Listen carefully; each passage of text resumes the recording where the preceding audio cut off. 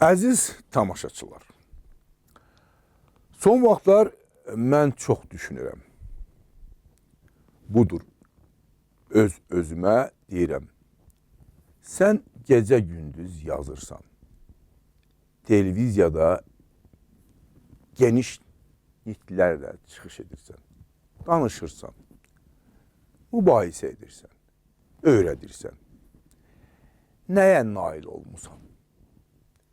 İnsanlar istər doğma talışlar, istərsə də qonşular, yəni türk dillilər sənin sözlərini qəbul edirlərmi? Sənin nə danışdığını anlayırlarmı? Dediklərinin məğzinə nüfuz edə bilirlərmi? Amma boynuma alıram ki, mən öz xalqıma, yəni talışlara heç vaxt şək gətirməmişəm. Öz fəaliyyətimin lap ilkin mərhələlərindən şair və publisist kimi həmişə onların tərəfindən səmimi cavab, necə ki indi deyirlər, aktiv feedback hiss etmişəm. Mənim hər bir sözüm, hər bir cümləm, ifadəm onların qəlblərində təsirli əks-səda tapmışdır. Mən bunu həmişə hiss etmişəm və indi də hiss edirəm. Bu məni həmişə sevindirib və sevindirir. Bu, mən mübaliğəsiz deyə bilərəm ki, mənim xoşbəxtliyimin əsas mənbəyidir. Dərk edəndə ki, mənim xalqım mənə baxır, hətta üzümün ifadəsinə belə diqqət yetirir, xoşbəxtlik hissi məni tərk etmir. İnanın mənə, əziz tamaşaçılar, məni yaşadan da elə məhz budur. Amma hərçənd mən müştəhid nəvəsi və çox inanclı biriyəm. Qəlbində Allah sevgisi olan müsəlmanam. Yəni də Sovet məktəbi keçmişəm və Sovet dövrünün dünya görüşünü, Marksizmi əxs etmişəm.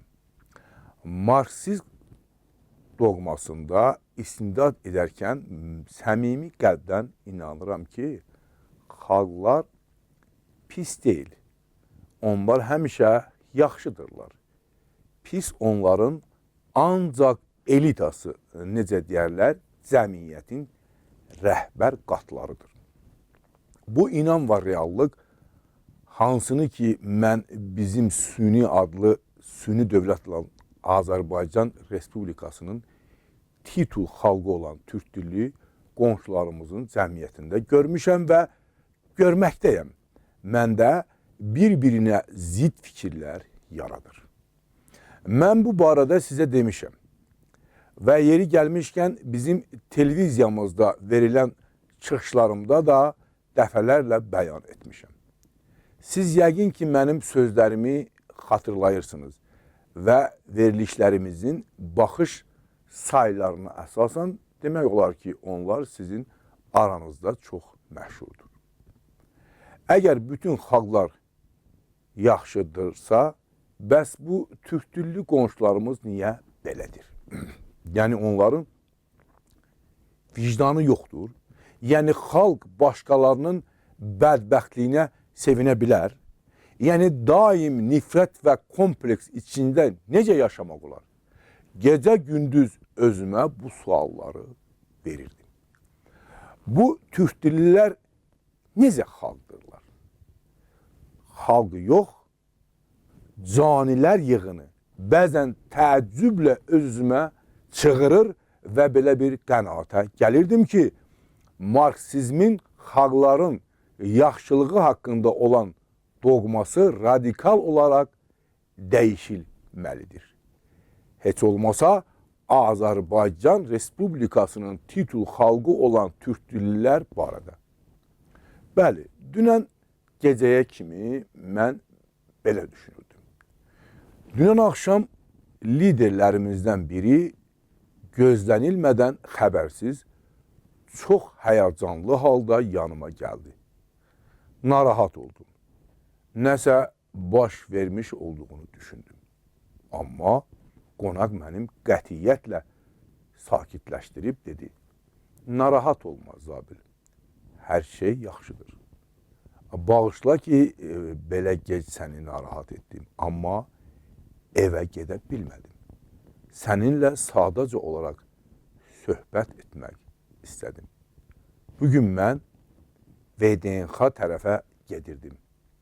Maşını metronun yanında saxladım. Küçəni keçdim ki, qəzet alım və yoluma tıxaclarda qalmamaq üçün metroda davam etdim. Bir də gördüm ki, 4 nəfər şərq görünüşlü gənc məni izləyir. Onlarla ağsaçlı bir qoca da var və bunlar məni addım-addım izləməkdədirlər. Onların xarici görünüşü və geyimlərindən Azərbaycandan olan miqrat olduqlarını dərhal anladım. Talışlardı yəni, deyə düşündüm. Baxmayaraq ki, bu bizimkilərə oxşamırdılar. Mən həmişə talışları Azərbaycanlılardan dərhal ayırıram. Ancaq onlar niyə belə mənə baxırlar? Ola bilsin, məni tanıdılar. Mən onları nə üçünsə maraqlandırdım. Nə istəyirlər görəsən? Onlar qətiyyətli addımlarla yaxınlaşıb məni əhatəyə aldılar. Ağsaçlı qocanın gözlərinə baxıb rusca soruşdum. Nə lazımdır uşaqlar? Ağsaçlı qoca gülümsüyüb Azərbaycanca soruşdu. Siz filan kəssiniz? Bəli dedim. Elə bunu demişdim ki, bu ağsaçlı ahıl adam dərhal mənə yaxınlaşıb əlimdən tutdu və öpməyə başladı. Gənclər də mənimlə görüşüb cürbəcür hörmət bildirən sözlərlə adlandırmağa başladılar. Mən çaşıb qalmışdım. Nə edəcəyimi bilmirdim. Nələr baş verdiyini, bu adamların məndən nə istədiyini anlamırdım. Əgər onlar türk dillidirlərsə, mənə qarşı bu mehriban münasibət nə demək olsun? Hələ bu fikirlərdən ayrılmamışdım ki, dəstə məni metronun yanındakı restorana dartıb apardı. İnan ki, heç müqavimət göstərməyə macal vermədilər. Dərhal stolların birinə yaxınlaşıb əyləşdilər və sifariş verməyə başladılar. Dedim ki, uşaqlar, içki içmirəm. Nahar da etmişəm. Ancaq bir halda gəlmişik, sizinlə kofe içərəm. Onlar israr edirdilər ki, xeyr, müəllim, siz hökmən bizimlə içməlisiniz. Təkrar etdim ki, siz Allah, məni bağışlayın, mən içki içmirəm. Xahiş edirəm, üz vurmayın. Sizinlə əyləşmək mənə çox xoşdur. Nə qədər istəsəniz sizinlə söhbət edərik. Amma əslində çox tələsirdim. Nəysə, söhbət başladı. Siz tatsınız, ləzgisiniz, deyə soruşdum. Xeyr, müəllim, biz türklərik. Onları anlamadığımı üzümün ifadəsindən başa düşən həmsöhbətlərim mənə olan maraqlarını izah etməyə başladılar. Onların dilində həmin dediyim o ağsaçlı qoca danışmağa başladı. Bilirsən, müəllim, biz səni çoxdan tanıyırıq. Çıxışlarını izləyirik. Amma keçən il sizin televiziya Azərbaycan dilində veriliş verməyə başlayandan sonra sənə rəğbətimiz daha da artdı. Sən o alçaqların dərsini yaxşı verirsən, düz edirsən, yaxşı edirsən. İnan, biz hər çərşənbə günü Talışda Milli Televiziyasının Azərbaycan dilində növbəti buraxılışını gözləyə-gözləyə saniyələrini sayırıq. Təkrar-təkrar baxırıq, sənin və həmkarlarının dediklərinin mahiyyətini anlamağa çalışırıq.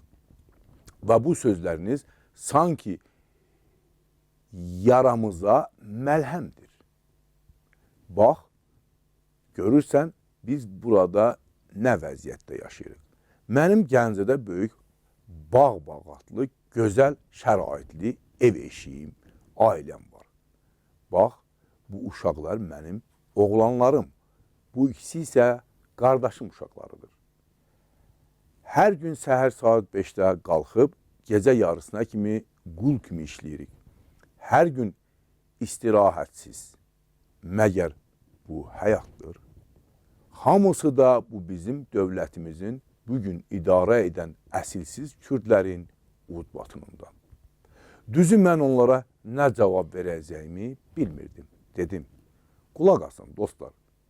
Bir halda ki siz mənim çıxışlarımı izləyirsiniz, yəqin mənim nə istədiyimi bilirsiniz. Mən istəyirəm ki, xalqım azad olsun. Sizin süni dövlətinizə son qoyulsun. Mənim vətənim azadlıq əldə etsin. Talışistan Respublikası qurulsun. Ləzgilər, avarlar və digər xalqlar da azad olsunlar. Siz buna necə baxırsınız? Yaşlı həmsöhbətim gülümsüyüb qətiyyətlə dedi. Sən nə danışırsan? Müəllim, elə bilirsən, bunun bizim üçün bir fərqi var. Qoy hər bir xalq istədiyi kimi yaşasın. Həyat insana bir dəfə verilir. Biz də insan kimi yaşamaq istəyirik. Biz öz ölkəmizdə yaşamaq istəyirik. Fərqi yoxdur. Böyük olsun, yaxud xırda. Övladlarımızı, nəvələrimizi tərbiyə edək, böyüdək, doğma təbiətimizdən zövq alaq. Amma əslində nə baş verir? Bizə səhərdən axşama da nə təlqin edirlər? Hamı bizim düşmənimizdir. Hamıya nifrət etməliyik. Qarabağ güya bizim torpaqlarımızdır. Onu almalıyıq. Talışlar separatistdirlər, separatçıdırlar. Ləzgilər yaramazdılar. Ermənilər barəsində heç danışmağa dəyməz. Onlar lap şeytandırlar. Amma mənim çox erməni dostlarım var.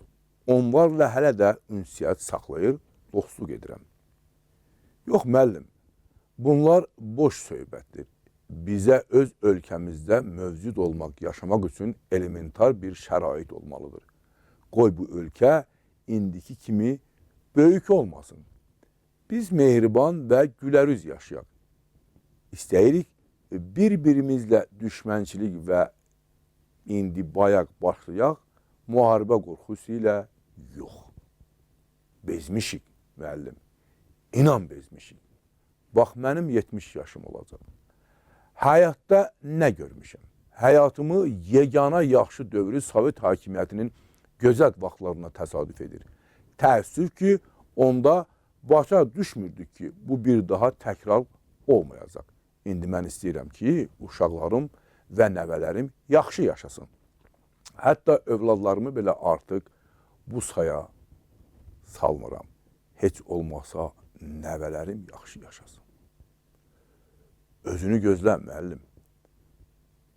Monoloqunu bitirən ahıl həm söhbətim ağladı.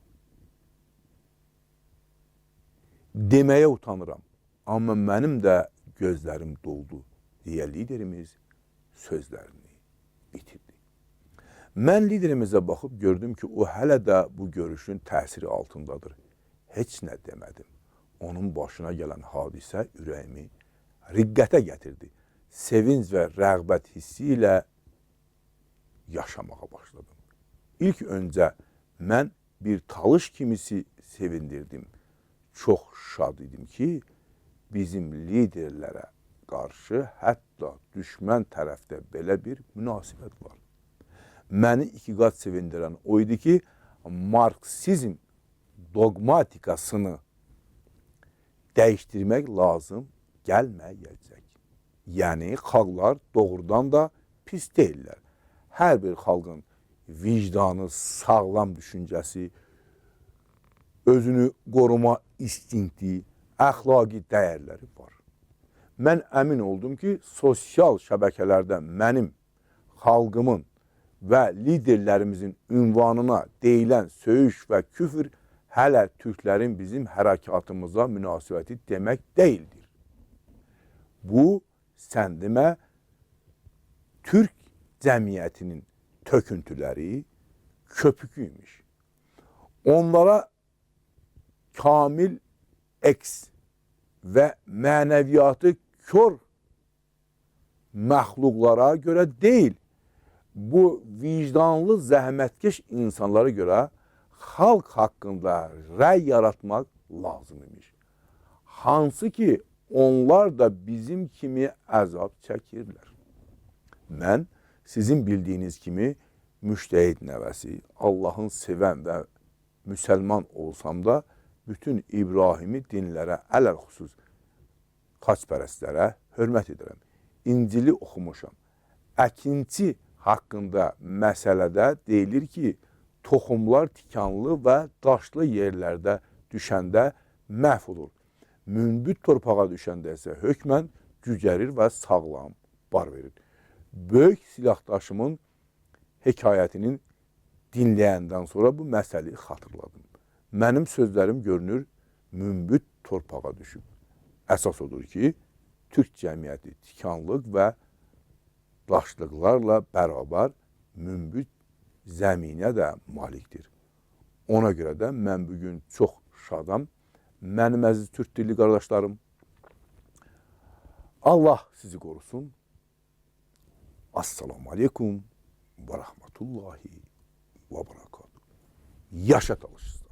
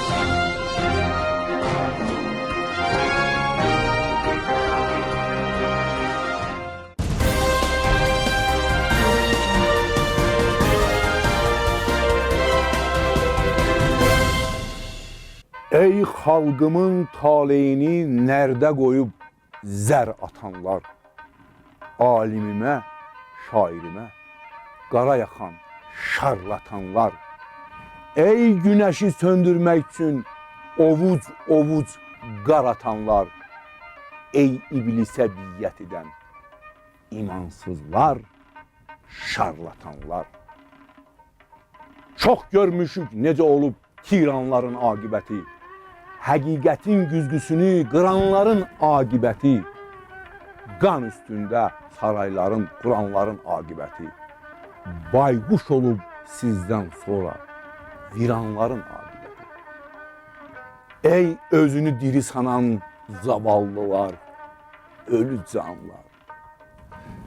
Kürsüləri zəbt eləyən iqtidarlar, hökmüranlar, qəlbi qara, gözləri kör, beyni qanlar, külliyatın əzim olan tanrısını unudanlar. Gen dünyanı sərhəd bölə-bölə daraltdınız. Yeryüzünə mərmi səpib bağçaları saraltdınız. Gözəlliyin üzərində eybəcərlik yarattınız. Yetər daha haqdan yanan çıraqları qaraltdınız. Dəhşətli bir cəhənnəmlik gör qazırsınız özünüzə. Əməliniz köz olub batacaqdır gözünüzə. Bugününüz kabus kimi düşəcəkdir izinizə. Çırpacaqsınız başınıza, döyəcəksiniz dizinizə. Düşünmürəm bu dünyada sizin kimi muhacirəm. Nəhayətsiz bu kainat haqdan yanan bir sözkürəm. Mən ölümün sərhəddini yarıb keçən bir şairəm. Gah Homerəm, gah Nizami, gah Hafizəm, gah Nasirəm.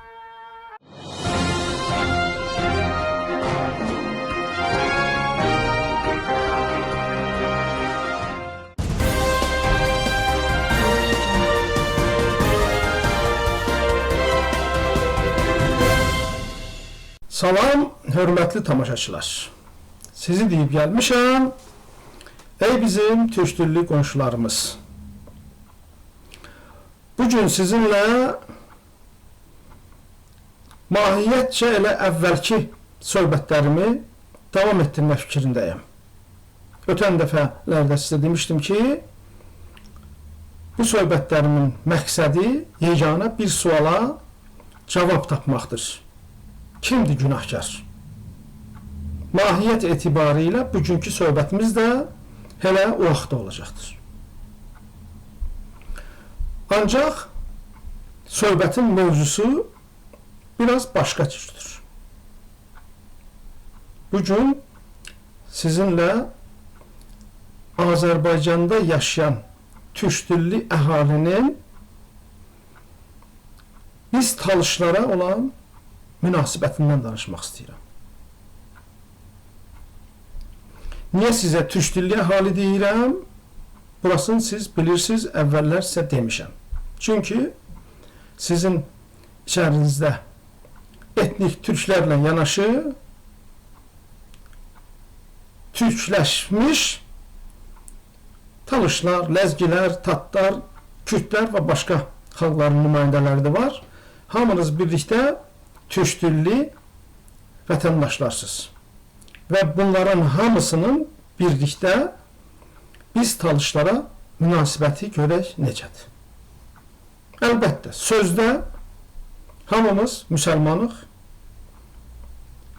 hamımız qardaşıq güya, hamımız olmasaq da əksəriyyətimiz şiiyəyik. Ona görə də türk-dilli bir çox siyasilər, hökumət nümayəndələri, mətbuat nümayəndələri, politologlar, analitiklər və s. danışanda həmişə vurğulayırlar ki, bəs sən demə, türklərlə talışlar qardaşdılar. Amma bunu da gözəl bilirsiniz ki, çox vaxtlar gizlində, bəzi vaxtlar aşkarda bu məsələnin heç də belə olmadığını siz özünüz bir üzə verirsiniz. Gizlində talışlara müxtəlif cür adlar qoyursunuz, onları lağıb iktinə çevirirsiniz. Aşkarda da sizin mətbuat nümayəndələriniz çox vaxt bunu belə də yazırlar və bu haqda müəyyən məqalələr, oçerklər və s.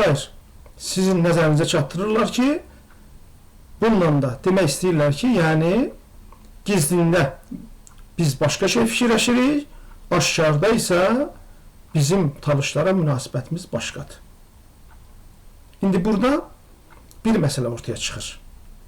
Nə vaxt ki, Azərbaycan dar gündə olur, bu dövlətin başının üstünü qara buludlar alır, onda türklər hamısı ağız-ağıza verirlər ki, bəs biz talışlarla qardaşıq. Necə ki, Qarabağ müharibəsində olmuşdu.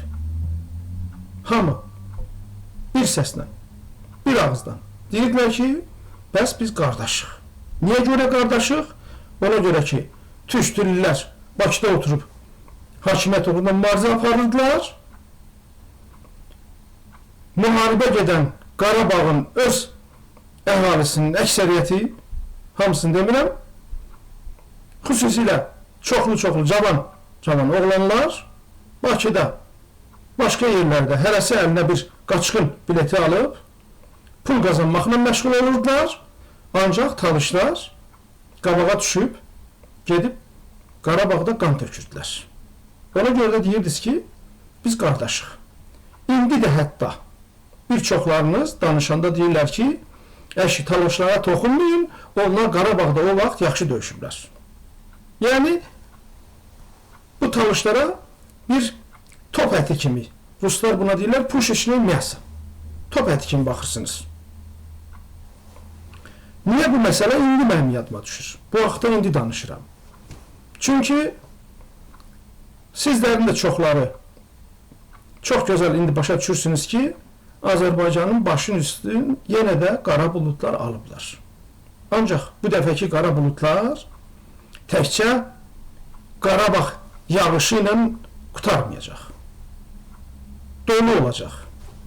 Elə bir dolu ki, bu məmləkəti silib süpürəcək. Xüsusilə dövləti, o hakimiyyəti, o iqtidarı.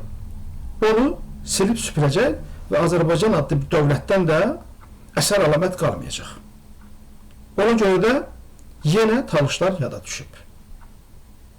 Bax, biz bu televiziya ekranından tez-tez deyirik, sizə müraciət edirik, sizi ayıldırıq, başa salırıq, məqalələr yazırıq, internet səhifələrində, sosial şəbəkələrdə müxtəlif mükalimələrə, müzakirələrə qoşuluruq, öz fikrimizi bildiririk. İlk baxışdan bəzilərinə belə gəlir ki, güya bizim bu dediklərimiz hamısı havadan asılı qalır. Bizi güya heç eşitmirlər. Amma həqiqətə varanda, mahiyyətə varanda məlum olur ki, yox, eşidirlər bizi. Və bəziləri artıq bu məsələni bariz şəkildə, nümayişkaranə deməkdən də çəkinmirlər. Sizə bir misal deyim. Bayram günündə, Novruz günündə bizim həmfikirlərdən biri burada Moskva şəhərində küçə ilə gedirmiş və bu vaxt görür ki, 2 nəfər üzbəyiz gəlir ondan. Deyir, xarici görünüşlə belə başa düşdüm ki, bunlar Azərbaycan vətəndaşlarıdır. Və bu 2 nəfər cavan oğlan mənə yaxınlaşıb, lap yaxına gələndə birdən-birə dayandılar və dedilər, vay, bu filankəsdir. Cümdülər mənim üstümə. Və mən hətta narahatçılıq keçirdim ki, bu adamlar niyə cümdülər mənim üstümə? Hətta hazırlaşdım ki, bəlkə bunlar dalaşmaq istəyirlər məndən. Amma belə olmadı. Bunlar gəlib məni qucaqladılar, başladılar duz kimi yalamağa. Əllərimi başladılar öpməyə.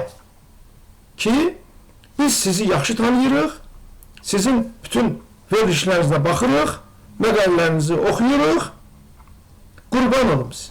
Sizə qurban olaq. Başınıza dönək. Çarə bircə talışlaradır. Bizi o alçaqların əlindən, yəni o hökumətin əlindən qurtarın. Bu sözləri Ona görə demirəm ki, güya mən təkəbbür eləyim, deyim ki, vay, bütün türk dilli Azərbaycan əhalisi bizim üstümüzə cumur. Bizdən imdad diləyir.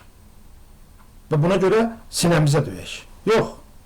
Ancaq həqiqət budur ki, bu qara buludlar ki, Azərbaycanın başının üstündə indi toplaşıbdır, bir çoxlarınız yenə başa düşürsünüz ki, sizin özünüzü də bugün, sabah, yaxın gələcəkdə xilas edə biləcək yeganə bir qüvvə varsa, o da Azərbaycan Respublikasında hazırda yaşamağa məcbur olan talışlar olacaq.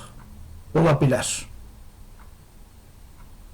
Əlbəttə, əgər siz talışlara olan münasibətinizi dəyişsəniz və gizlində, aşkarda onlara lağa qoymaqdan, onlara ad qoymaqdan əl çəksəniz və talışlar sizin həqiqi olduğunuza inansalar, onda belə də olacaqdır.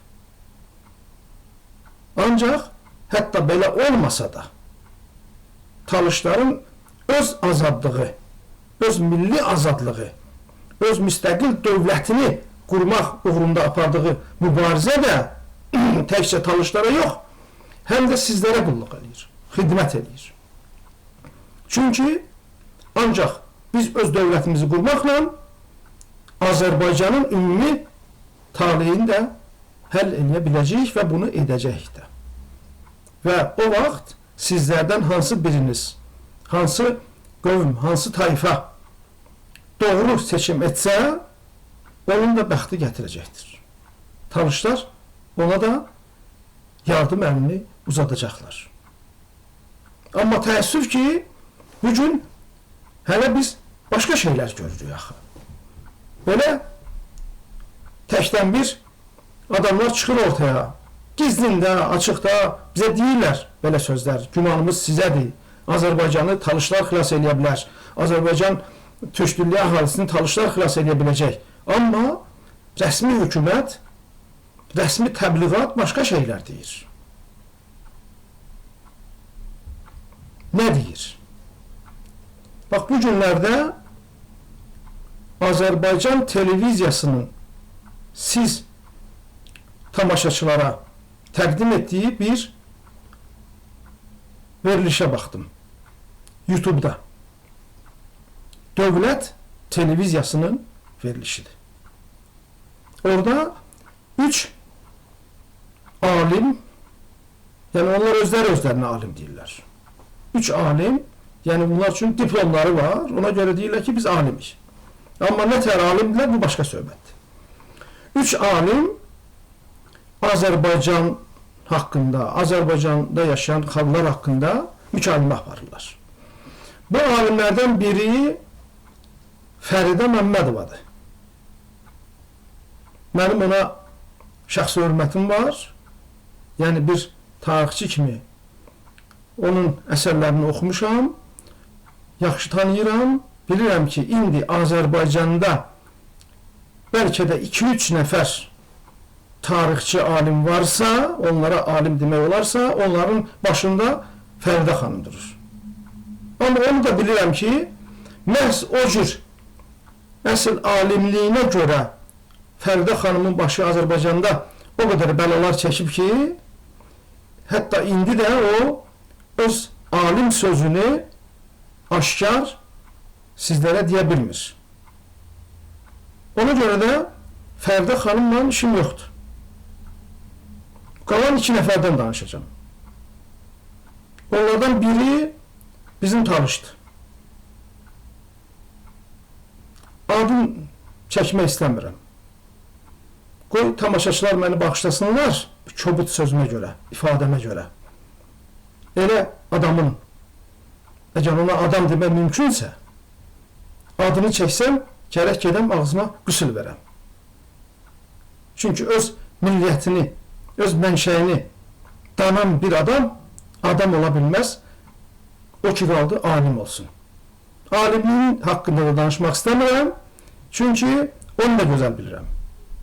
Amma mənim üçün onun alimliyi əsas deyil. Əsas odur ki, o özü kimdir? aparıcı bu alimcəzlərə sual eləyir ki, sizin millətiniz nədir? Fəridə xanım deyir ki, mən Azərbaycan Türkiyəm. Yenə deyirəm, Fəridə xanımla işim yoxdur. Qoy desin. Hərçənd ki, mən bilirəm ki, o Azərbaycan Türkü deyil. Üçüncü iştirakçı, filologiya elmləri doktoru Firidun Cəlilov. Onu da çox gözəl tanıyıram. Alimliyini də gözəl bilirəm. Dilçidir ki, Allah bilər, bir iki şəkilçisindən nəsə yazıbdır, olub alim. Əsli Ermənistandandır. Bu məsələyə xüsusi diqqət yetirin. Çünki siz bilirsiniz, 69-cu ildən ki, Heydər Əliyev Azərbaycanda hakimiyyətə sahib oldu, həmin gündən o Ermənistanlıların ayağı açıldı Azərbaycana və orada dağların başında qoyun otaran, mal otaran, kim vardısa, çoban, mala baxan hamısı gəldilər, bir neçə ilin içərisində Azərbaycanda alim oldular.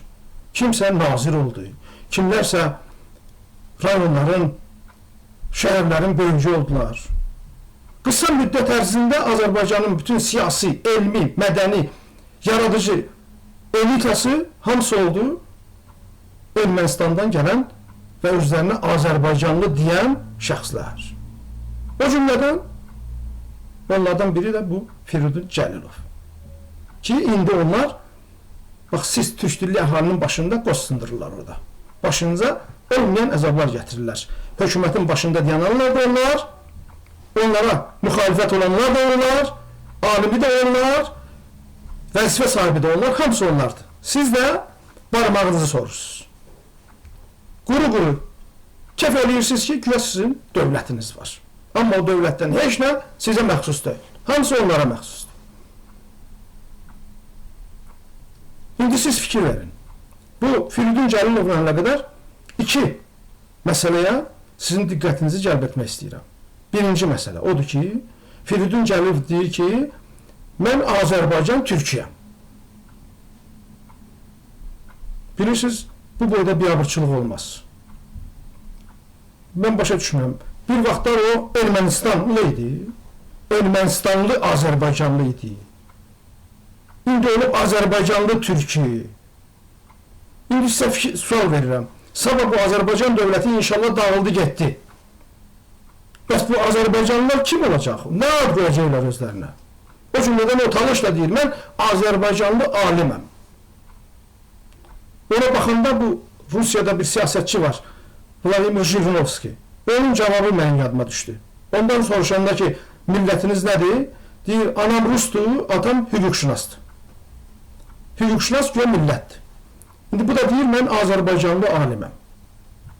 Bəs Azərbaycan olmayandan sonra bu nə alim olacaq? Fikirləşmir bu haqda bu adam. Hələ onu demirəm ki, anasından əmdiyi süd burnundan gəlsin ki, o anasının doğma dilinə xəyanət eləyir. Öz xalqına xəyanət eləyir, özü-özünə xəyanət eləyir. Amma heç olmasa bunu başa düşsünlər, bu Azərbaycan olmayandan sonra da bu hansı li olacaq? Buna alim deyərlər. Heç olmasa özü ki, bir mən aliməm, o adı heç olmasa azca da olsa hörmət eləsin. Onu yenə qoyuram qırağa. Qaydam yenə bu Firidun Cəlilova. Azərbaycanlı Türkiyəm. Siz axı başdan ayağa orta məktəb qutarmısınız, yazıb oxumağı bacarırsınız. Açın Azərbaycan dövlətinin rəsmi sənədlərinin hamısını, onların başında dayanır əhalinin siyahı alma, o kitablarda, məcmuələrdə çap olunub hamısı o siyahılar. Siz göstərin ki, orada harada yazılıb ki, Azərbaycanda Türk adında bir xalq yaşayır. Yoxdur elə şey. Türk var orada. Ancaq var məsələn, Mısxeti Türkiye. Var, Türkiyədən gəlib orada qalan türklər ki, özlərinə türk deyirlər. Hərçənd ki, onların da çoxu Kürtdür, amma özlərinə türk deyirlər ki, sizi qıcıqlandırmasınlar. Bu fərqi yoxdur. Onlar haqqında var. 3-5 min Mısxeti Türkiye, nə bilim, Türkiyə Türkü, Anadolu Türkü var.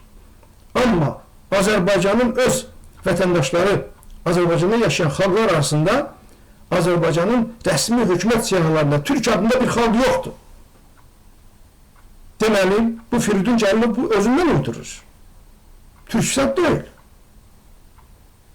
Azərbaycanlı da deyil, bu Ermənistanlıdır. Deməli, nə qalır ortada? Heç nə. Bu adam özü etiraf edir ki, o heç nədir, heç kimdir. Bunun nə milli eti, nə mənşəyi, nə dədəsi, babası, heç nə yoxdur. Mənim deyir. Özü deyir ki, 7 arxama qədər türkəm. Gözünün içinə kimi yalan deyir. Harada? Ancaq ona görə ki, türk dilində danışır, ona görə xalq olur adam, etnos olur. Bax, belə cavab veriblər bunlar. Bu, rəsmi televiziyadır, dövlət televiziyası. Bunun üstündən göründü o Firidun Cəlilov daha nə deyir? Deyir ki, mən mənbələri oxumuşam. Hərçənd ki, Fərdə xanım ona deyir, axı mənbələrdə belə şey yoxdur. Çünki Fərdə xanım mənbələri bilir. Amma onun mənbələrdən xəbəri yoxdur. Deyir ki, mənbələrdə oxumuşam ki, bu talışların adı türk dilindədir. Güya türk sözüdür bu talış sözü. Bircə o yox, başqaları da çox vaxt misal gətirirlər ki, güya bir Monqol sərkərdəsinin adı Talis olub. Və bu talış xalqının adı da güya ondan qalıb, yəni bu talışlar da güya hələ türkdülər. İndi mən sizə deyim, o kimdir o Monqol sərkərdəsi? Əslində, Volga Bulqaristandan olub bu adam, 3 il İranda əsirlikdə olubdur. Talışların içərisində Gilanda yaşayıbdır. Sözün doğrusu, indi onun adı mənim yadımda deyir. Fikrimə gəlməyib ki, axtarım onun adını tapın. Ancaq məsələ onun adında deyir. Siz fikir verin ki, talışların içində 3 il əsir olandan sonra bu adamın bu xalqa məhəbbəti o qədər olub ki, o qədər güclü olub ki, o özünə gedəndən sonra talış ləqəbini götürüb. Bax, bu o adamın bu talış xalqına məhəbbəti, hörməti, sevgisi, sayğısı, bu da bu Ermənistanlı alimciyazın bu xalqa elədiyi təhqir. Axı, bir şeydə fikir verin. Azərbaycanda yaşayan bu türk dilli əhali gözəl bilir ki, bu yerazlar dediyimiz bu mənfur əhali kütləsi o torpağa qədəm qoyan gündən Azərbaycanda xeyri bərəkət götürülüb hamısı. Onlar gələnə qədər nə qədər türk dilli cəmaat vardı ki, ya özünün adı, ya da atasının adı Talış idi. Niyə görə? Çünki onlar hamısı bu xalqa belə hörmət və məhəbbət bəsləyirdilər. Siz fikir verin, 2-ci Dünya müharibəsində, Böyük Vətən müharibəsində Azərbaycanlı əskərlər ki vardı, Qızıl Ordunun sıralarında xidmət edirdilər. Onların içərisində 150 nəfərə yaxın adam vardı ki, ya özü adı, ya da atasının adı Talış idi. İndi hamısı internetdə o siyahılar var. Açın, baxın. Sonra deməyin ki, mən sizə yalan deyirəm. Mən çünki sizə hər şeyi öz adı ilə deyirəm. Açın, baxın, 150 nəfərə qədər adamın ya özü, ya atasının adı Talış idi. Yəni, siz, bu xalq, Qarabağlısı olsun, Şirvanlısı olsun, Gəncəbasarlısı olsun, bu Talış xalqına o qədər hörmət və məhəbbət bəsləyirdiniz ki, öz uşaqlarınıza Talış adı qoyurdunuz. Ancaq onlar, o yerazlar gələn gündən bu xalqların arasında olan bu xətir, hörmət, bu sevgi, məhəbbət hamısı götürüldü. Onlar gələn gündən başladılar bu xalqları bir-birinə salışdırmağa, başladılar bunları parçalamağa ki, sakitcə oturub bu dövləti idarə edə bilsinlər və sizin sərvətlərinizi talasınlar. Ona görə də bugün həmin o Firidun Cəlilov və onun kimiləri də 99% yeni yerazlardır. Və bir də sizin bəzi başpozuq uşaqlarınız var ki, onlara uyub belə sözləri təkrar edirlər. Ki, güya Talış sözü türk sözüdür.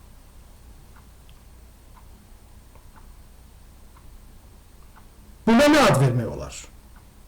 İndi mən sizə başqa məsələ haqqında danışım. Hələ o Firidun Cəlilov haqqında. Mən nə deyərdim ona? Qoy o Firidun Cəlilov gedib güzgünün qabağında dayanıb yaxşı-yaxşı özünə baxsın. Qoy baxsın ki, onun xarici görünüşündə, antropologiyasında, onun sifətində nə türkün, nə Talışın, nə başqasının Azərbaycanda yaşayan başqa bir xalqın bir əlaməti varmı?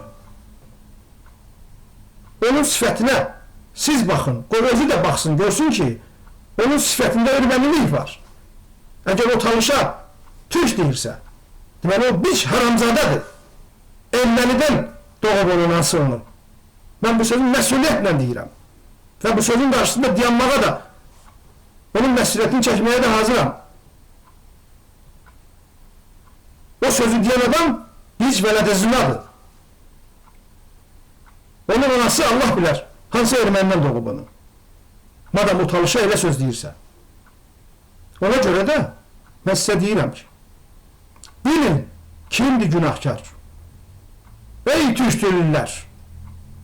Bilin kimdir Azərbaycana bu nifağı salan, bu ədavəti salan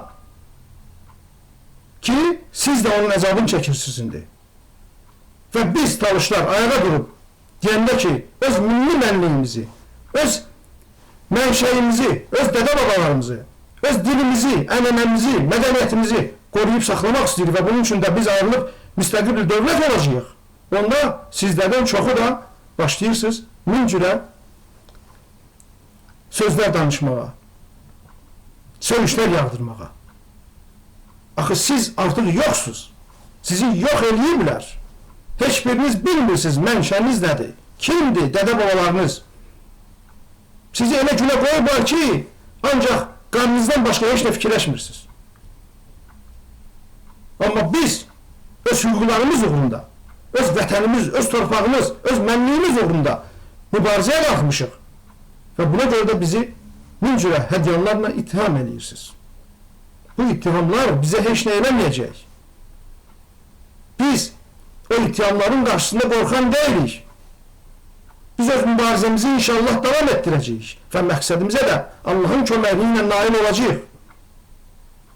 Onunla biz baxacağıq ki, sizin hansı biriniz ağıllı olub, hansı biriniz sizə ağlı çaşdırıbdır, gedib uyub o cür Firidun Cəlilovlara və onların tərəfdarlarına ki, sizi bu günə qoyublar. O gün çox uzaqda deyil. Buna əmin ola bilərsiniz. Ona görə də söhbətimi burada yekunlaşdırıram.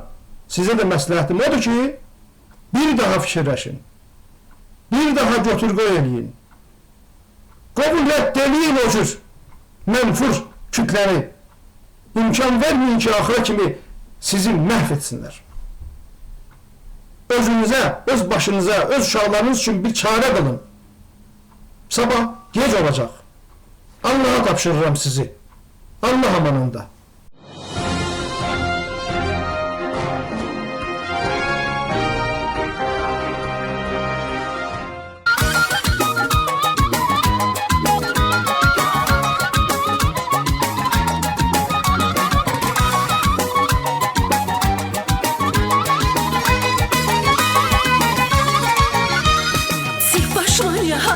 Zikanidi, Savay Cilal Xan Xoda zikanidi, Mustaza Zever Quda zikanidi, Atayla Xeşi Şerva zikanidi, Atayla Xeşi Şerva zikanidi, Sipaşlanya havada zikanidi, Savay Cilal Xan Xoda zikanidi, Mustaza Zever Quda zikanidi, Atayla Xeşi Şerva zikanidi, Atayla Xeşi Şerva zikanidi. Pedayar, vipata. Jeda çun, jeda sana yar. Muskuna ver kuda zazikanidi. Pedayar, jeda yar. Pedayar, vipata. Jeda çun, jeda sana yar. Muskuna ver kuda zazikanidi. Pedayar, jeda yar.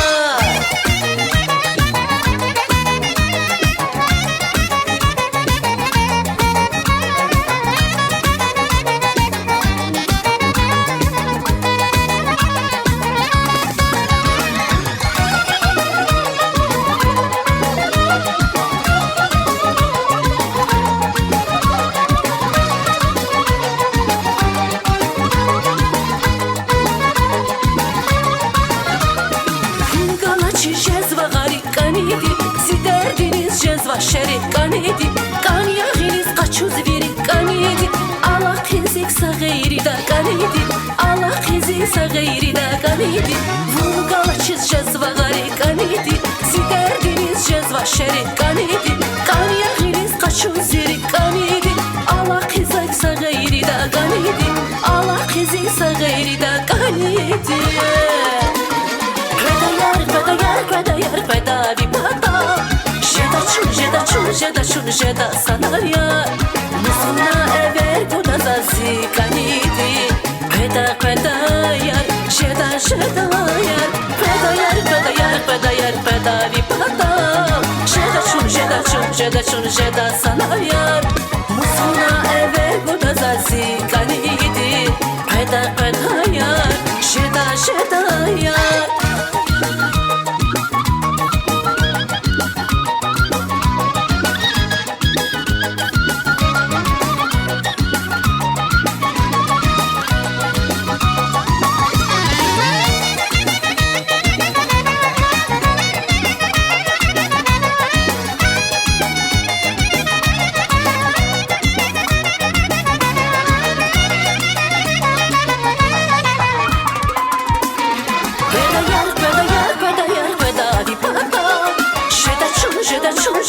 Jeda sana yar Musuna ever kuda zazi kanidi Kveda yar Jeda yar Kveda yar bir pata Jeda çun jeda sana yar Musuna ever kuda zazi kanidi Kveda yar Jeda yar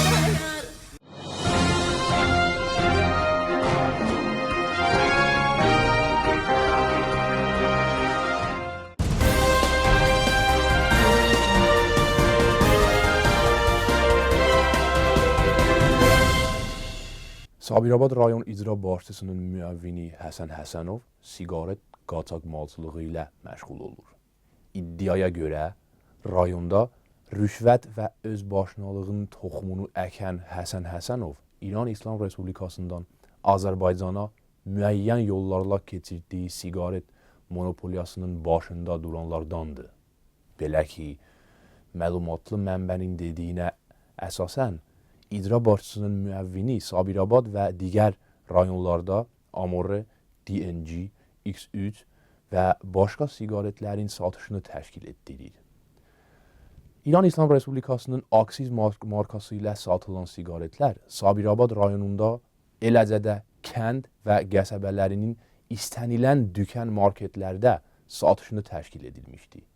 Bundan başqa öz biznesini genişləndirməklə məşğul olan Rusiya və Ukrayna aksiz markası ilə spirtli içkilərin toptan satışını Sabirabad rayonunda təşkil edən icra başçısının müəvvini Həsən Həsənov yerli əhalini incitməklə də məşhurdur.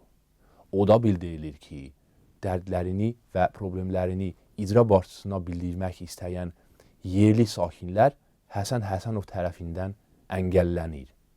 Bu da yerli əhali ilə icra başçısı arasında haqlı narazılıqlara səbəb olur.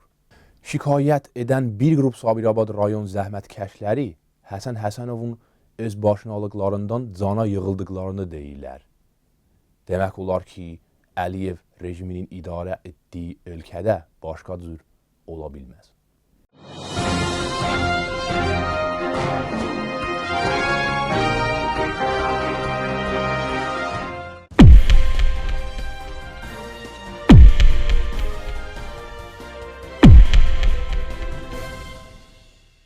Salam, efirdə əks sədadır.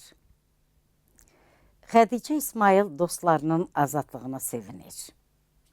Hər hansı gözlənti içində deyiləm. Xədicə İsmail dostlarının həbsdən çıxmasına çox sevinir. Həbsdə olan araşdırmacı jurnalist, Azadlıq Radiosunun əməkdaşı Xədicə İsmailin vəkili Yalçın İmanov belə deyil. Vəkil bildirib ki, 14 siyasi məhbus hesab edilən şəxsin əfvinə jurnalist Mirqədirov, hüquq müdafiəçisi Əliyevin cəzalarının dəyişdirilərək azadlığa buraxılmasına baxmayaraq, Xədicə İsmail ona hər hansı gözlənti içində deyiləm, deyib. Yalçın İmanov deyir ki, Xədicə İsmail özünü yaxşı hiss edir və çox optimistdir. Məhkəmə ədalətli olsa, vəkil Bakı Apellyasiya Məhkəməsinin jurnalistin barəsində çıxardığı qərarından verilən kassasiya şikayətinə Ali Məhkəmədə baxılacaq günün hələ təyin edilmədiyini də qeyd edibdir. Kassasiya şikayətini yanvar ayının 19-da vermişik. Bazar ertəsi isə vəkillər kassasiya şikayətinə əlavələr veriblər. Bir şikayətdə cinayət işi üzrə icraata bəraət verici əsaslarla xitam verilməsi tələbini qoymuşuq. Hər bir ittihama dəlillərlə münasibətlərimizi bildirmişik. Məhkəmə hakimiyyəti müstəqil olsa, Xədicə İsmail azadlığa buraxılacaqdır. Mütləq buraxılacaqdır, deyə vəkil gözləntilərini ifadə edib. Jurnalistlə bu günlərdə görüşən vəkil bildirib ki, Xədicə İsmail özünü yaxşı hiss edir və çox optimistdir. Xədicə İsmail 2014-cü il dekabrın 5-də həbs edilib. O, mənimsəmə, qanunsuz sahibkarlıq, vergidən yayınma, vəzifə səlahiyyətlərindən sui-istifadə maddələri ilə təqsirli bildirilərək 7 il yarım həbs cəzası alıb. Jurnalist ittihamları rədd edir. Həbsinin peşə fəaliyyəti ilə bağlı olduğunu deyir. Amnesty International Xədicə İsmaili vicdan məhbusu elan edib. Vicdan məhbusu.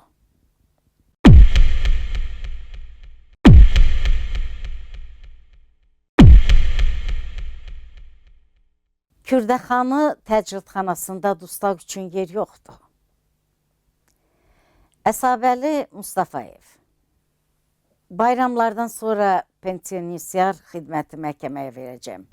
Nurçu tədqiqatını yaymaqda təqsirli bilinən 4 nəfər, Eldəniz Hacıyev, Şahin Hacıyev, İsmail və Zəkəriyyə Məmmədov barəsində məhkəmə qərarı olmasa da, onlar Kürdəxanı təcridxanasından cəza çəkmə müəssisəsinə köçürülüb. Bu barədə adı çəkilən şəxslərin vəkili Əsabəli Mustafayev öz Facebook səhifəsində məlumatı yayıb. Vəkilin sözlərinə görə buna səbəb təcridxanada yer çatışmamazlığıdır. Bu adamlar barəsində hökm hələ qanuni qüvvəyə minməyib. Apellyasiya instansiyasındadır. İndi Ədliyyə Nazirliyi və İstintaq Təcridxanası ilə telefonla danışdım. Deyirlər ki, dustaqları saxlamağa yerimiz çatışmır. Ona görə göndəririk cəza çəkmə müəssisəsinə. Bu tutulan şəxslər yalnız dini məzmunlu kitablar oxuduqları üçün məhkum olunublar. Dini kitablar oxuduqları üçün. İnsanlar heç bir cinayət etmədikləri halda məhkum olunurlar. Sonra da kamera çatışmır deyirlər. Yenə qanunu pozaraq onları hökm qüvvəyə minməmiş cəza çəkmə müəssisəsinə göndərirlər. Ədalətlidir. Əsabəli Mustafayev deyir ki, müdafiə etdiyi şəxslər barəsində həbs qətimkar tədbirinin qanunsuzluğu barədə ərizələr artıq Avropa məhkəməsindədir. İndi də hökm qüvvəyə minməmiş icra edilməsi barədə şikayət göndəriləcək daha doğrusu. Bayramlardan sonra da pensioniar xidməti məhkəməyə verməli olacam. Yasamal rayon məhkəməsinin hökmü ilə İsmail Məmmədov 5 il 6 ay, Eldəniz Hacıyev 4 il 6 ay, Zəkəriyyə Məmmədov və Şahin Həsənovun hər biri 5 il, Rəvan Fərzəliyev isə 1 il 6 ay azadlıqdan məhrum ediliblər. Onlar SMN-in 167-nin 2.2.1-ci mütəşəkkil dəstə tərəfindən qanunsuz olaraq dini təyinatlı ədəbiyyat və dini məzmunlu digər materialları yaymaqda və 168-in 2-ci dini ayinlərin icrası adı altında vətəndaşların hüquqlarına qəsd etmə maddələri ilə ittiham olunublar. Adı çəkilən şəxslər 2014-cü ilin aprelində keçmiş MTN-nin əməkdaşları tərəfindən həbs olunsalar da, sonralar barələrində həbs qətimkar tədbiri ev dustaqlığı ilə əvəz olundu. Yalnız 2015-ci ilin oktyabrında məhkəmə zalında təkrarən həbs olundular. Məhkəmə qərarından apellasiyaya şikayət verilib. Azadlıq Radiosunun məlumatına görə Bakı Apellyasiya Məhkəməsinin ilkin baxış iclasında Hakimlər Kollegiyası bu işə məhkəmə istintaqı aparılmadan, şahidlər dindirilmədən, sübutlar araşdırılmadan baxılması barədə qərar qəbul edib. Qəribə deyilmi? Vəkil Əshabəbli Mustafayev, həmçinin Rəvan Zərbəliyevin müdafiəçisi Yalçın İmanov ilkin baxış iclasının sözü gedən qərarından Ali Məhkəməyə kassasiya şikayəti verib. Bu şikayətə baxılıb, qərar verilənə qədər apellyasiya instansiyasındakı proses təxirə salınıb. Hökmün qüvvəyə minməsi üçünsə apellyasiya məhkəməsinin yekun qərarı olmalıdır, mütləq olmalıdır. Bayram günləri olduğundan penitensiar xidmətə əlaqə yaratmaq mümkün olmayıb. Görək sonrası necə olacaq?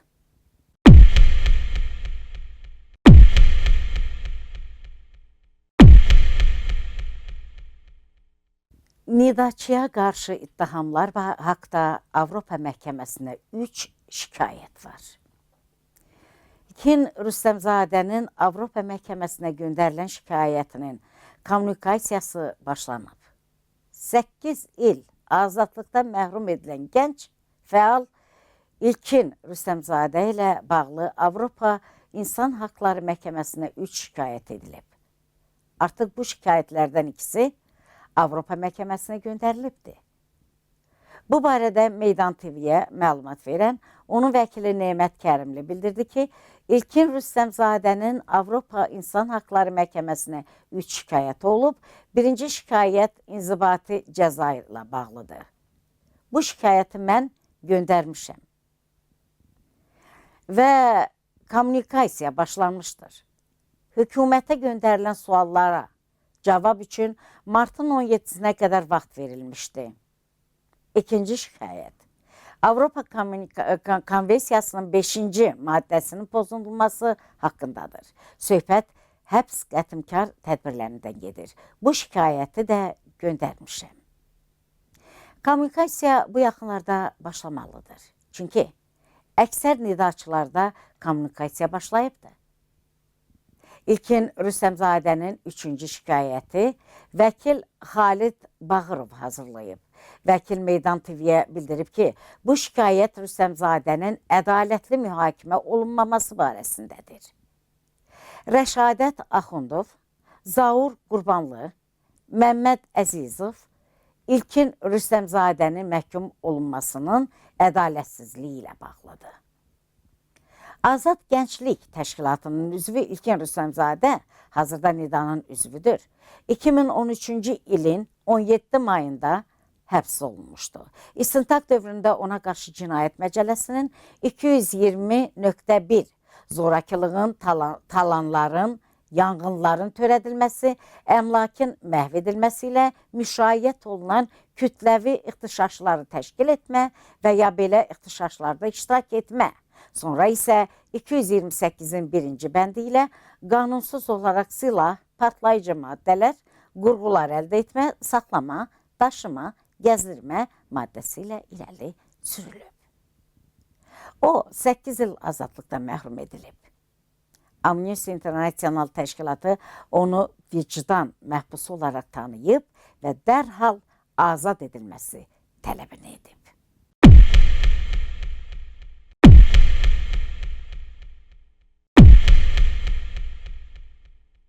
İntiqam Əliyev çox yaxın vaxtlarda Azərbaycan da azadlıqda olacaq.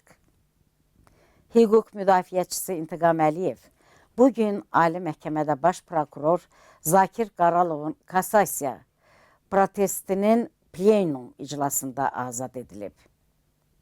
Dostları, yaxınları və jurnalistlər 2 saatdan artıq 6 saylı cəza çəkmə müəssisəsinin qarşısında gözləsələr də, İntiqam Əliyevin artıq evə buraxıldığı bildirilibdir.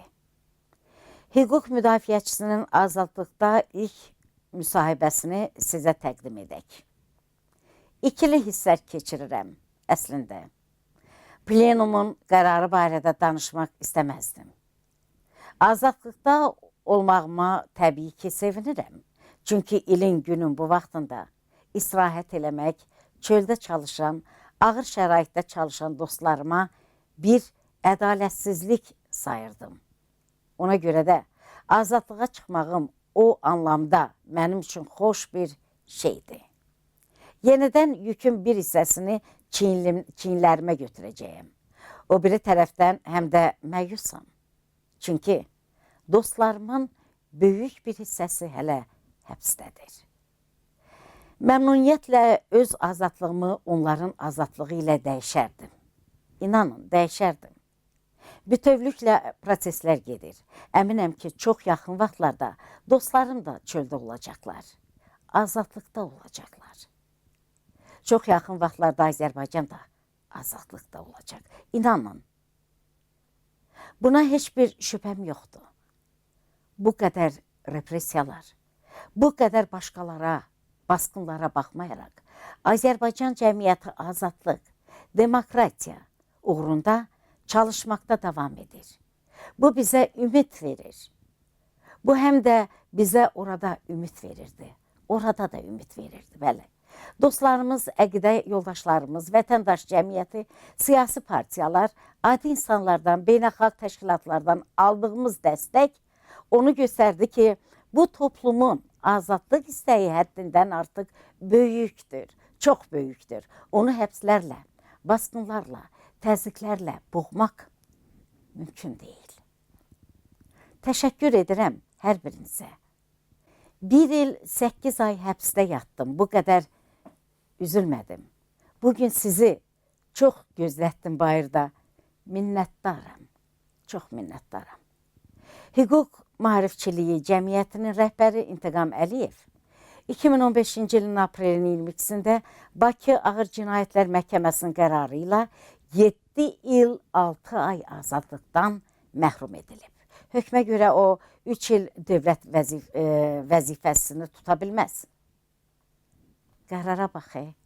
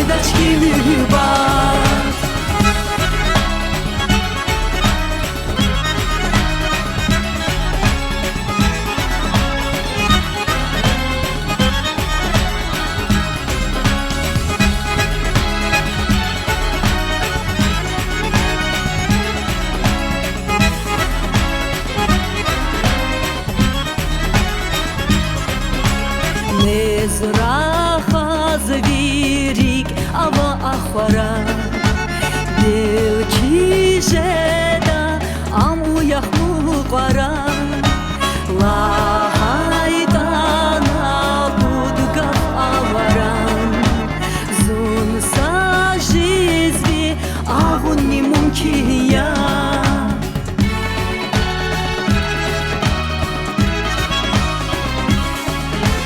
Cezmay balfan zalayalar Cemir vunzal havalar Gafari kuş yadani kuş Gülgüridaç kimi var Cezmay balfan zalayalar Cemir vunzal havalar Gafari kuş yadani kuş Gülgüridaç kimi var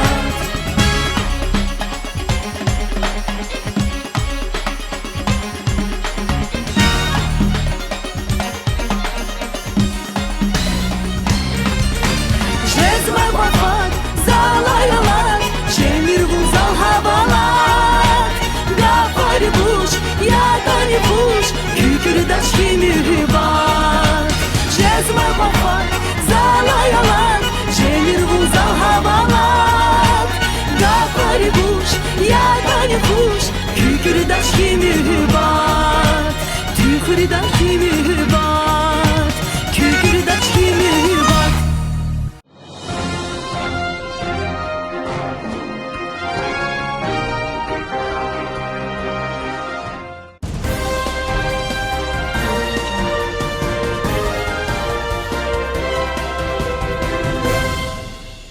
Salam əziz izləyicilər. Talışistan Milli Televiziyasının Dünya, Zaman və Həyat rubrikası efirdədir. Və həmçinin adətimiz üzrə yenə də rubrikanın aparıcısı və studiyamızın daimi qonağı Ustad Yaqub Çəkəryanı bugün studiyamıza yenidən dəvət etmişik. Və bugünkü söhbətimizdə ustada olan bir neçə suallarımız olacaq. Güman edirəm ki, ustadımız bu suallarda bizə cavablandırmaqda kömək edəcək və biz bundan xoşhal olacaq. Salam ustad. Merhaba. Ustad, dərhal suallara keçirik. Birinci sual, dünyada özünüz bilirsiniz ki, Vaşinqtonda martın 31-dən aprelin 1-nəcən nüvə silahlarına dair sammit, beynəlxalq sammit keçiriləcək. Evet. Əlbəttə biz istəmirik ki, kim orada iştirak edəcək, kim eləməyəcək. Bəzi şeyləri biz bilirik ki, yəni indidən bilirik ki, Rusiya orada iştirak eləmir, yəni rəsmi sürətdə, yəni. Sizdən xahiş edərdik. Bu barədə qısa sürətdə tamaşaçılarımıza məlumat verəsiniz. Əlbəttə bizim üçün də çox maraqlıdır. Sammit aslında Türkiye için çok meraklıdır.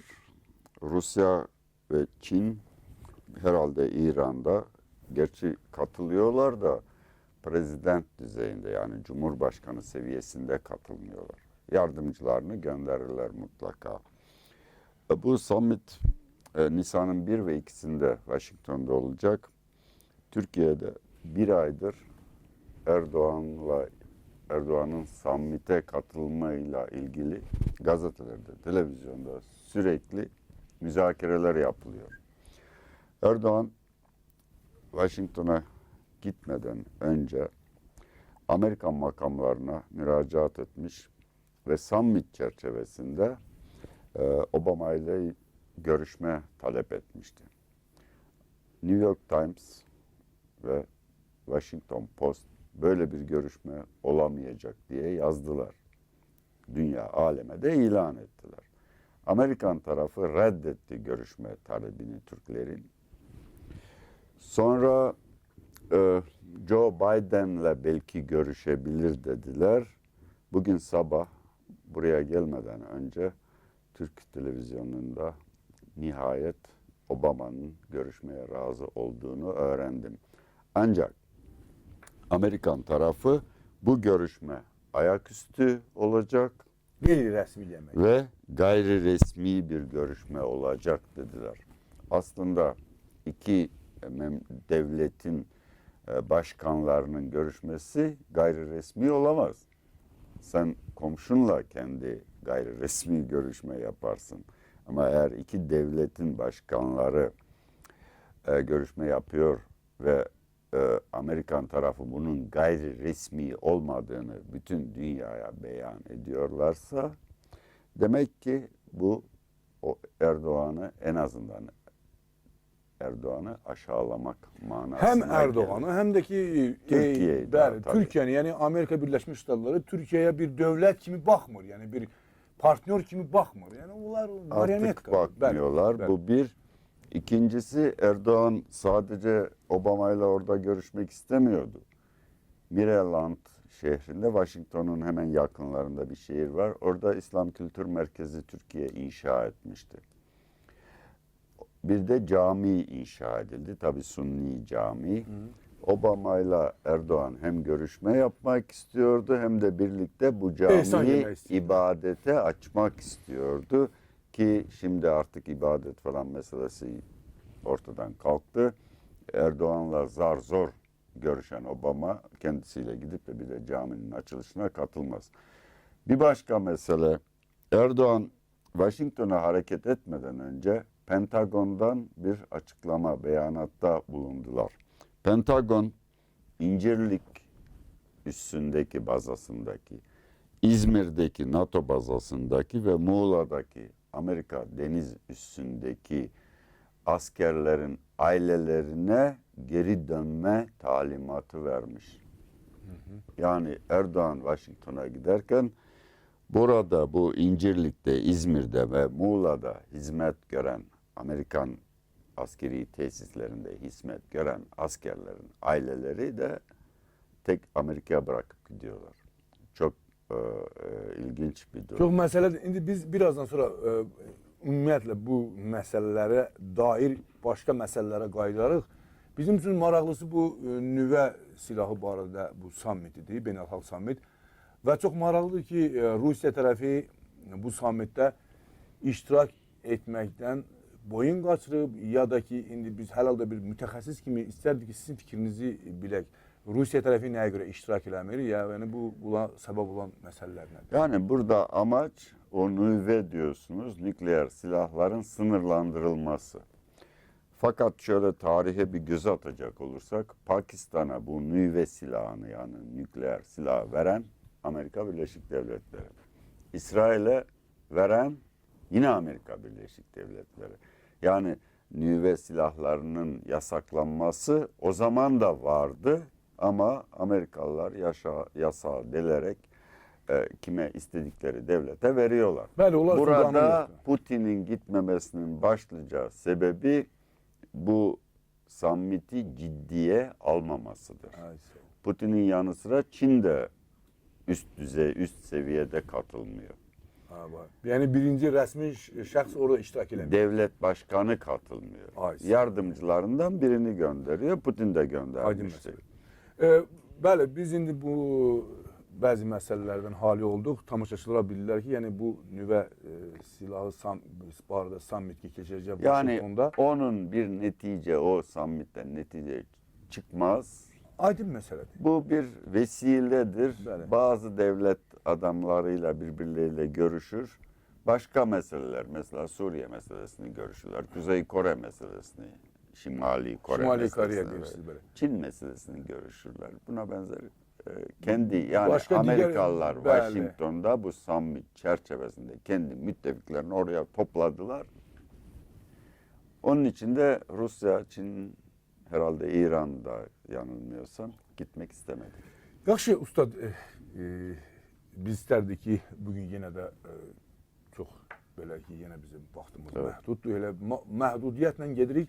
Nəysə, ustad, bizə son günlərdə ən böyük çatan xəbər Suriyada UNESCO'nun elan etdiyi, yəni dünya Mirası. mədəniyyətinin mirası mərkəzi olan Palmira şəhərin azad etməsi oldu. Biz hətta bildik ki, herhalde bu şəhərdə bu vəhşi vəhabilər, sələfilər bu şəhəri darmadağın ediblər. Yəni dünya mədəniyyətinə miras qalan o nümunələri ki, onlar məhv elədilər. Yəni insaniyyətə, insanlığa, sivilizasiyaya yad olan bir fikirlə, yəni bir vəhşiliklə onları məhv ediblər. İndi bunlar əlbəttə başqa mövzunun söhbətidir.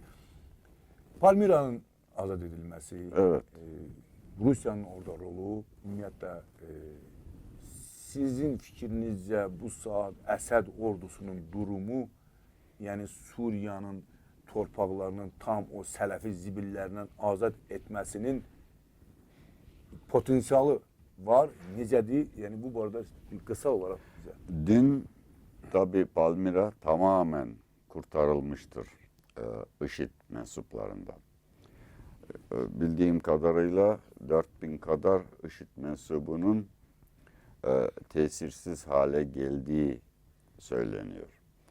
Biraz dikkatli davranıyorlardı antik şehir olduğu için. Tabii senin de söylediğin gibi bu IŞİD'liler yerle bir etmişlerdir o antik şehri, Roma döneminden kalma.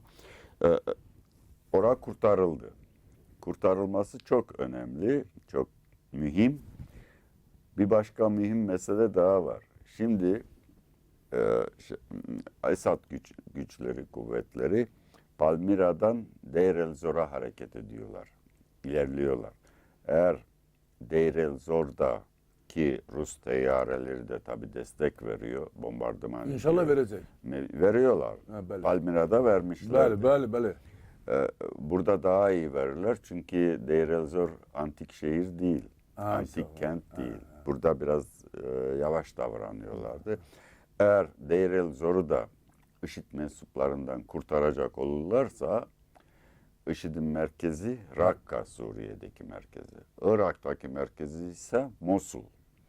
Mosul'la Rakka arasındaki bağ kesiliyor. Bunlar hiçbir yerden artık yardım alacak durumda değiller. Deir Zor'u alan Suriye güçleri, Esad güçleri Deir Zor'dan doğruca Rakka üzerine yürüyecek ve Rakka'yı da inşallah IŞİD mensuplarından temizleyecekler. İnşallah tez bir zamanda bu baş versin. Belki de o zaman Suriye'de istikrar için olanaklar Təzahürlər görünür. görünecek. Əlbəttə ki, çətindir. Yəni bu dövləti, o qədər gözəl bir dövləti, çox belə orada mən Suriyalı dostlarım var. Onlar danışırlar orada yaşayış nə qədər gözəl idi. Yani Yəni onu yenə də təzədən bərpa etmək hələ də böyük vaxt lazım olacaq. Yenə də nə eləyək, sakitçilik. belki bu sene 2016'da her şey yerli yerine oturur. Tamamen hakimiyet sağlanır. Irak güçlerinin, Esad güçlerinin yani hükümet güçlerinin hakimiyeti tüm Suriye topraklarında sağlanır. Şimdi Suriye'deki Esad güçleri Suriye topraklarının %60'ını kontrol ediyorlar. Bu Rus müdahalesinden önce sadece %30'unu kontrol ediyorlardı. 2 kat arttı. Ustad, demək sammitlə əlaqədar Evet. müəyyən sualları verdik, cavablandırdınız bizi, Allah canınızı sağ eləsin. Suriye barədə bizə lazım olan qısa sualları. Bir də istərdik ki, sizdə İranla bağlı yenə bir məsələ ilə. Orada Zəncani adlı birisinin Evet. edam edilməsi barəsində bu saytlar, qəzetlər çox yazır. Bu barədə nə deyə bilərsiniz? Babek Zencani, bu bir biznesmen. İran'a hani embargo uygulanıyordu. Bu embargo sırasında İran petrolünü, naftını gizli yollarla Türkiye'ye gönderiyordu. Türkiye bu petrolü satıyor. Tabii komisyon da alıyordu. Kim vasıtasıyla satıyordu? Reza Zarrab vasıtasıyla. Ha, var orada bir tane. Onun yoldaşı da arabada da o Orta, müğennidir. Ha. evet, Ha, evet. ha. Bu Reza Zarrab, Erdoğan'ın bu sammite katılmak için Washington'a hareket etmesinden bir hafta kadar önce galiba kendi isteğiyle FBR'e, Amerikan FBR ajanlarına teslim oldu. Amerika'dan, Washington'dan FBR ajanı geliyor. Gizlice Reza Zarrab'la İstanbul'da görüşüyorlar. Bilmiyor nerede görüştüğünü. FBR diğer ajanları bunları Atatürk Havaalanı'na götürüp teyyareye bindiriyorlar. Teyyarede de göz önünde bulunduruyorlar bir zarar gelmesin diye. Alıp bunu Miami'ye götürüyorlar. Sonra Miami'de tutuklanıyor. Miami'de savcı, prokuror tutuklama emri veriyor. Oradan da New York'a mahkemeye sevk ediyorlar. Bütün mesele nedir? Bu İran'da idama mahkum edilen bu Babek Zencani denilen şahıs kişi İran devletini kandırmış, aldatmış, Bəli. sahtekarlık yapmış. Vətənə Biliyor musun xəyanət ne kadar? 200 milyar dolar. Vay də. 200 milyar. Yalnız bu 200 milyarın bir kısmı da Babek Zencani Reza Zarrab vasıtasıyla dolandırıyor. Türkiye'de bu mesele çok şimdi aktüel. Her gün konuşuyorlar. Bu Reza Zarrab da Türk nazırlara, 3 nazır bakan diyorlar. Aha, bəli. Bunlar bakan. Enerji Bakanı'na, işte Emniyet Nəysə, hər Genel nədir? Müdürü'ne Nazir, vəzir. rüşvet veriyor. Kendisine düşen pay bu İran devletini dolandırıyorlar ya 200 milyardan 100 milyar. Bu Babek Reza Zarrab'ın Babək Zəncani. parası yok. Türkiye'deki Hə, ortağının. Türkiyədəki Zərrabi bəli. 100 milyarda onun payına düşmesi lazım. Ortak ya. Ancak sadece bunun elinde 3 milyar 400 milyon para var. Geri kalan nerede? Kimse bilmiyor. Türkiye'nin Erdoğan'ın nazırlarına mesela nazırlarından birine 750 bin dolarlık 750 bin saat hediye ediyor. Ay sağ ol. Diğerlerine paralar veriyor. Şimdi bu bir de para aklama var. Kara para aklama. Mesela sen petrolü, nafta satıyorsun dışarıya. Dışarı çıkarırken naft olarak yazılmıyor gümrük kayıtlarında. Mesela buğday diye yazılıyor. Mesela nafttan 100 milyar elde edeceksen buğdaydan 10 milyar elde ediyorsun. Gelirken hani buğday yazılı ya 10 milyar 100 milyar getiriyorsun ama yine 10 milyar yazılıyor. Geriye Aydın 90 Bəli. milyar zimmetine geçiriyorsun. İşte bu parayı bunu kapatmak için Türk hükümeti şimdi çaba harcıyor. Dün Erdoğan'a sordular. Babek Zencani dediler Amerika'da FBI ajanları tarafından alıp buraya getirildi. Ne diyorsunuz? Babek Bey bizimle ilgisi Babek Bey'in yok. Bunu Amerikan makamları bilir. Ya sen nasıl yok? Adam hem Türk vatandaşı, Türk pasportu var. Bəli, bəli. Adını da Zəncan, değiştirdiler. Türklər yaşayır da, yəni Naxçıvana yaxın Yok İranda. onun için değil. Reza Zerrab hakkında. Yoza Zərrab Bu Türk pasaportu alınca adını da değiştirdiler. Ha. Rıza Sarraf yaptılar. Ama FBR Belki kayıtlarında yine eski adıyla anılıyor. Reza Zerrab. Haydi mesela. Burada bütün mesele neden oraya kaçmış olabilir? İran hükümeti hani bunun ortağı Babak Zencani'yi idama mahkum etti ya. Türkiye'den de Reza Zerrab'ı isteyebilir. Çünkü arada kaybolan 200 Bəli. milyar dolar Bəli. 200 milyar İran'ın Bəli, devletinin İranın parası. Bəli, bəli. İran'a vermemek için veya belki kendisi hissetmiştir Türk tarafı verebilir diye kendisi Amerika'ya gitmiştir. Olabilir. Demek belə aydın Yani olur ki, rüşvete boyunlarına kadar, boğazlarına bəli, kadar belə aydın olur rüşvete ki, yəni bakmışlar. bu istər Azərbaycan olsun, istər Türkiyə olsun, yəni bu Türk adlı harda bir ad varsa, bunlar rüşvətsiz, oğurluqsuz yaşaya bilmir. Yəni bunların xislətində bu var. İndi istəyir bunların kefinə dəysin, dəyməsin, bu belədir. Biz bunu görürük, bunu bizə tarix göstərir, buna bizim yaşayışımız göstərir, bunu gördüyümüz göstərir. Belə məlum olur ki, ustad regionda yəni bu müharibələr Evet. səngiyir. Yəni sülhə qarşı gedir bizim yaşayışımız. Gedə-gedə o çirkinliklər ki var ki, yəni bu müharibənin olmasına, bunun qalmasına şərait yaradırdılar. Yəni bunlar üçün o əlverişli idi.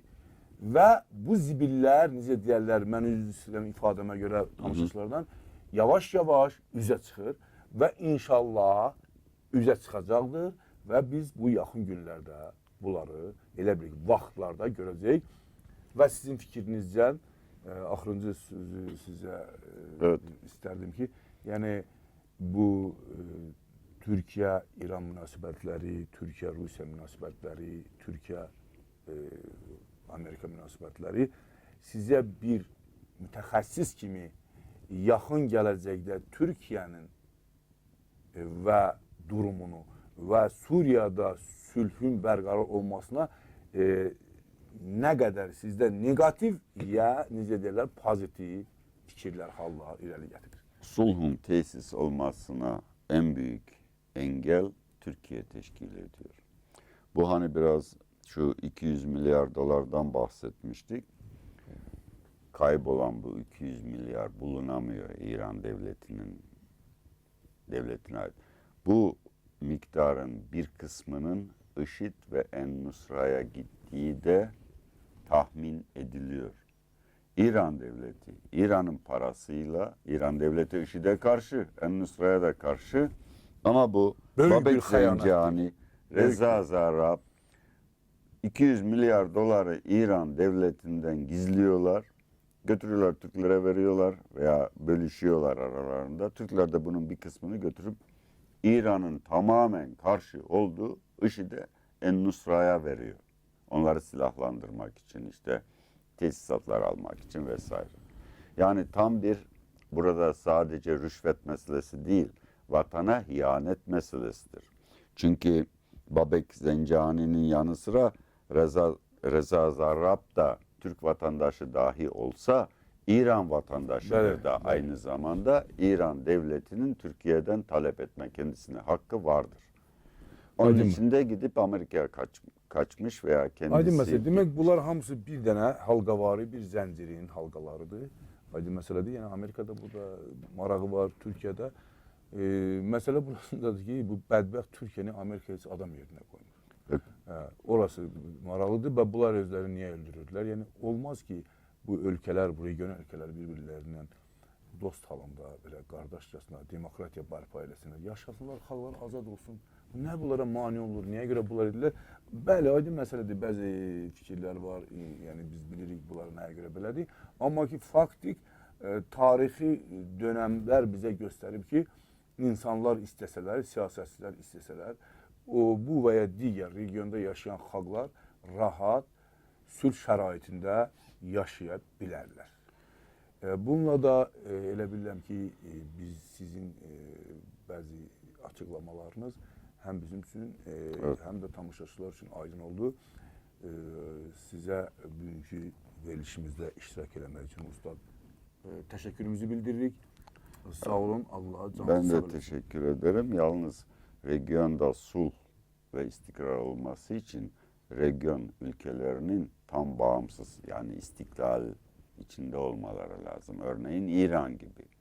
Eğer region ülkeleri Suudi Arabistan, Katar, Kuveyt, Emirlikler, Türkiye gibi ülkeler bir gün Amerika'nın, bir gün NATO'nun, diğer üçüncü gün Avrupa Birliği'nin düdüğünün altında oynayacak olurlarsa o zaman bölgede ne huzur olur, ne istikrar olur, ne de barış olur. Usta, əfsuslar olsun ki, hər bir ölkədə İran kimi ola bilməz regionda. İndi biz Maalesef. Rusiyanı biz nəzərə almırıq. Rusiya hegemon süper güc dövlətidir. Onun için değil sadece. Evet. Rusya'yı Beşar Esad hükümeti davet etti. Bəli. Rusya kendisi girmedi. Bəli, yəni mənim deməyim budur ki, İran İrandır. Yəni regionda ikinci çox ləyaqətli, hörmətli dövlətdir. Xalqını istəyən dövlətdir və regionda həmişə sülhü bərqərar etmək yolunda həmişə çalışıb. Allah yəni bundan sonra da elə İranın tutduğu bu nəcib yolda ona necə deyərlər, Yardımcı olsun. yardımcı olsun. Allah sizin də canınızı sağ olsun. Yenə deyirəm, Sağ olun. bugünkü elə bilirəm ki, söhbətimizə son qoyaq. Sağ olun. Siz de sağ olun.